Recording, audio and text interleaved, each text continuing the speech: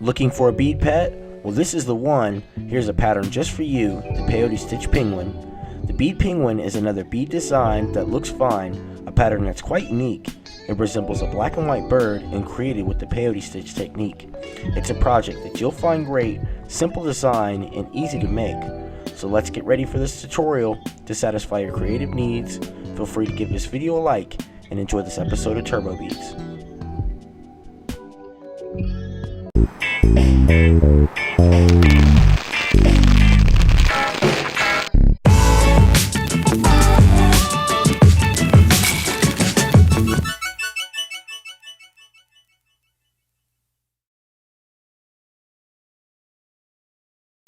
Here's the list of everything you need to make the Peyote Stitch Bead Penguin.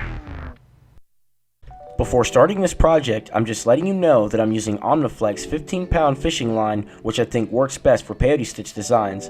An affordable string, low in price but high in strength. Just keeping you informed and letting you know this is a personal choice, it's not a sponsored video. To make the Peyote Stitch Penguin, we'll start out by laying out the beads in a 2-1-2-1 sequence in this order, as you see here. This is the center of the pattern, also known as the spine, which we'll be able to build around once added to the string. So just lay out those beads just as you see them here. Once you have those beads lined up looking just like this, we'll take 3 feet of string and match up the ends. Then we can take the beads from left to right and add them to the designated strings, one for the bottom row and run from the top. Go ahead and take the bead furthest to the left at the bottom and add it to the string designated to the bottom. Then take the bead furthest to the left at the top and add it to the string designated to the top.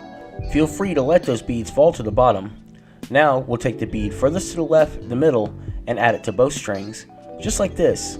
We'll continue adding beads to the string using the same method, taking the bead furthest to the left at the bottom, adding it to the string designated to the bottom, taking the bead furthest to the left at the top, and adding it to the string designated to the top. Then taking the bead in the middle and adding it to both strings, just like this. Like we've done before, you can go ahead and let that bead fall to the bottom. Now we'll add the final 2 beads to the string, one for the bottom row and one to the top. Now that you have all of those beads on the string, you'll hold both of those ends of string together, pushing those beads toward the bottom or center of that string. Be sure to keep those beads in a tight formation and they'll look exactly as they were when they were laid out in the 2-1-2-1 pattern. Then from here, you'll tie both ends of string together with a square knot to keep all of those beads locked into place. When tying your string together, be sure that you tie your knot solid and secure, ensuring that everything stays locked into place and holds together. Now that the string is tied and everything is locked into place, this is what it should look like so far. As you can see, we'll have 2 ends of string to use that we can add beads to and build around this main row of beads, filling in the open spaces. So from here, we'll take one end of the string and we'll run it back through the closest bead on the top row here. Watch close as I guide the string to this bead. When you pull that string all the way through, this will set us up for the next steps. As you can see, we're now ready to add beads to this string, filling in those open spaces. Using that same end of string, we're going to add 1 blue bead to that string. Once you have that bead on the string, then you'll run that string to the next bead on that row, which is this yellow bead here. Watch close as I guide the string to this bead, pulling that string all the way through until that bead that was added stacks right into place, filling in the gap. With the string coming out of the yellow bead, we're ready to fill in the next open spot. We'll once again use that same end of string and add another blue bead to that string. When you have that bead on the string, you'll run that string to the next bead on that row, which is this black bead here on the end. Get that string through that bead and pull the string all the way through, and the bead that was added will stack right into place, filling in the gap. With the string coming out of this bead here on the end, we're ready to run the string in the other direction, also stepping us up to the next row. But first, we're going to add 1 black bead to that string. Now that we have that bead on the string, we'll run that string to the blue bead here on this row. When you get that string through that bead and pull it all the way through, that bead that was added will stack right into place here on the end. As you can see, we've stepped up to the next row and ready to fill in the next spot. Go ahead and add 1 black bead to that string. Now that we have that bead on the string, you'll run that string to the next bead on that row, which is this blue bead here. Get that string through that bead and pull that string all the way through. The bead that was added will stack right into place, filling in the gap. With the string coming out of this blue bead, we'll need to fill in the next spot. Doing this will be a bit different. So what we'll do is we'll go ahead and add one black bead to the string. Once you have that bead on the string, you'll move that bead to the spot that'll be filled, which is right here on the end. Then, using that same end of string, you'll run that string to the bead here on the bottom row. Watch close as I guide the string to this bead, pulling the string all the way through. From here, we'll use that same end of string and run that string to the bead directly above the one that we just ran through, which is this middle bead here on the end. Watch close as I guide the string to this bead, pulling that string all the way through, and the string should stay hidden within these beads. Be sure that that bead stays into place as it'll be locked in within a moment. From here, you'll take that same end of string and run it through the bead here on the top row on the end. Watch close as I guide the string to this bead, pulling the string all the way through. When you have that string all the way through, that bead on the end should be locked into place. Now we're ready to continue filling in the open spots for this penguin. Go ahead and add one black bead to that string. Now that we have that bead on the string, you'll run that string to the next bead on that row, which is this black bead here, getting that string to that bead and pulling the string all the way through till that bead fits right into place. As we have another spot to fill, add another black bead to that string and run that string to the next bead on that row, which is this black bead here on the end. Again, watching close as I guide the string to this bead, pulling the string all the way through until that bead snaps right into place, filling in the gap. At this point, we'll need to take that string and run it through this bead here, stepping us up to the next row. Once you get that string all the way through that bead, then you're ready to fill in the next open spot for the top row. So let's go ahead and add another black bead to that string. Once we have that bead on the string, we'll run that string to the next bead on that row, which is this black bead here, getting that string to that bead, pulling the string all the way through until that bead snaps right into place, filling in the gap. So now that we have the string coming out of this bead here, we'll need to run that string through a number of beads that'll take us back to the starting point of this project. So just continue watching as I guide the string through these beads that'll take us back to the starting point. I'm going to go ahead and let this step play out so that you have a clear visual reference on the path of beads that I've chosen to run the string through. As I should mention, there isn't really a wrong path to use, as the main objective of this step is to reach the starting point, keeping the string hidden within these beads. So just use this as an example or reference to find what works best for you. So once you have the string back to the starting point, we are all finished with the top half of this pattern and are ready to use the other end of string to build on the bottom half of this project. So we're going to go ahead and use the other end of string, and we're going to run that string through the bead here on the end on the bottom row. Watching close as I guide the string to that bead, pulling that string all the way through. With that string all the way through that bead, we're all set for filling in the open spots for this bottom half of the pattern. You'll see that it's just the same as we've done before. You'll take that same end of string and we're going to add a white bead to that string. Once you have that bead on the string, you'll run that string to the next bead on that row, getting that string through that bead and pulling it all the way through, filling in the open spot. Let's go ahead and add another white bead to that string. Once you have that bead on the string, we'll run that string to the next bead on that row, which is the black bead here on the end. Watch close as I guide the string to this bead, pulling that string all the way through until that bead that was added snaps right into place, filling in the gap. With the string coming out on this end, we're ready to run the string back in the other direction. So what we'll do is we'll add one black bead to that string. Then we'll run that string to this white bead on the bottom row. Watch close as I guide the string to this bead. When you get that string through that bead and you pull it all the way through, that bead that was added will stack right into place here on the end. As you can see, we're all set to fill in the next open spot. Take that string and add one black bead to that string. Then we're going to run that string to the next bead on that row, which is this white bead here. Get that string through that bead and pull it all the way through, and that bead that was added will stack right into place, filling in the gap. Now that we've reached this side of the pattern and have to fill in the open spot here on the end, we'll go ahead and we'll add one black bead to that string. With that bead on the string, we can now run that string through a bead on the upper row of this end with the string going in this direction. So just watch close as I guide the string to this bead.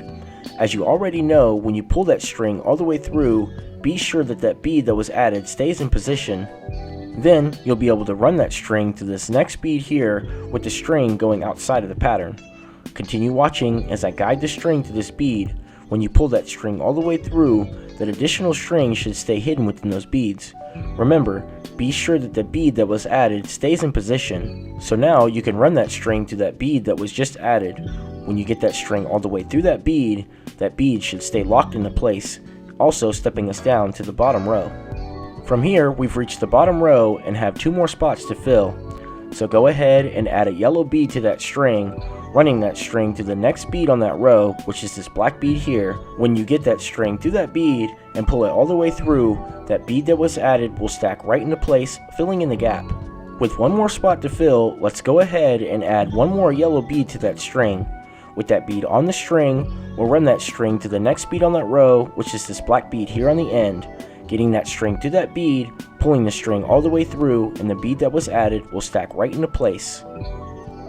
As you can see, we finished the bottom row and now need to run the string through a number of beads back to the starting point of this pattern, meeting back up with the other end of string. So like I've done before, just continue watching closely and you'll see the path that I've used to run the string through. Again, with this visual, running the string through these beads should give you a pretty clear understanding of how to reach the other end of the string. As a quick tip, be sure to take your time when running the string through these beads, as you'll want to ensure that you've gone through the correct beads, not getting the string caught up or hooked on any other beads. The strategy is to keep a clear vision of what beads you're running the string through, being able to keep the string hidden within these beads, and making it through a bead on the end with enough remaining string to tie off within in the end. With each end of string coming out of the same bead, we can now tie both ends of string together with a square knot to lock all of those beads into place. Just be sure that your knot is tied nice and secure to ensure that everything stays locked into place and holds together. Once your string is tied and everything locked into place, carefully cut off the tied loose ends of string. As you can see, we finished the body of the penguin. Now we'll need to add the flippers on each side, which will be pretty simple, so check this out. From here, we'll take 6 inches of string and match up the ends. Then you'll run each end of string through the 2 black beads here on the end, so just watch close as I guide the string through these beads. As you can see, that's each end of string through a different bead. Once you get both ends of string through those beads, continue holding both ends of string, pulling that string all the way through. From here, we'll continue holding both ends of string, matching up the ends. Then we'll add 1 black bead to the strings, just like this. Once you have that bead on the strings, you'll push that bead toward the main pattern toward the other beads. So once you have those beads together looking just like this, you'll take 1 end of string and run it back through a bead here on the end, going back inside the pattern. So just watch close as I guide the string to this bead. When running that string through that bead, be sure that you pull the string all the way through to eliminate any additional slack in that string. Then from here, we're going to take the other end of string and run it through another bead here on the end. So just watch close as I guide the string through this bead. As I've mentioned before, be sure to pull the string all the way through, reducing any slack in the string. Once you have both ends of strings to those beads, you can now tie both ends of string together with a square knot to lock that bead into place. When you tie the string, the knot should stay hidden within these beads. Just be sure that your knot is tied nice and secure, ensuring that everything stays together. Once your knot is tied and the bead is locked into place, you can carefully cut off the tied loose ends of string. As you can see, we've created a flipper and are ready to create another one on the other side. Again, it's just as we've done before. You'll take 6 inches of string and match up the ends. Then you'll run each end of string through a bead here on the end, as you can see. Again, watch close as I guide the string through these beads, giving you a clear visual reference on which beads to run the string through. Now once you have both ends of string through these beads, you'll continue holding both ends of string, pulling the string all the way through. Then, with those 2 matched ends of string, we'll add 1 black bead to those strings. Once you have that bead on those strings, you'll push that bead toward the main pattern with the other beads. So from here, we'll take 1 end of string and run it back through a bead here on the end, going back inside the pattern. Continue watching as I guide the string to this bead. Remember to be sure that you pull that string all the way through to eliminate any slack in the string. Then from here, we'll take the other end of string and run it through another bead here on the end. Continue watching as I guide this string through this bead. Once you get each end of string through these beads, remember to pull both ends of string, reducing any slack in the string, also keeping that bead in a tight formation. With both ends of these strings through these beads, you can now tie the string together with a square knot to lock that bead into place. Again, be sure that your knot is tied nice and secure, ensuring that everything stays locked into place and holds together. Then all that's left from here is to carefully cut off the tied loose ends of string, and your peyote stitch penguin is now complete. And there you have it, another fine bead design that was easy to make. Hopefully this tutorial was helpful and you can create one just as great. If there's anything you would like to add, requests or suggestions, feel free to leave a comment below. And if you are new or you just haven't already, don't forget that you can always subscribe if you want to be notified for more bead tutorials just like this one, hoping you'll tune in for the next one to satisfy your creative needs. Until next time, as always, thanks for watching TurboBeads.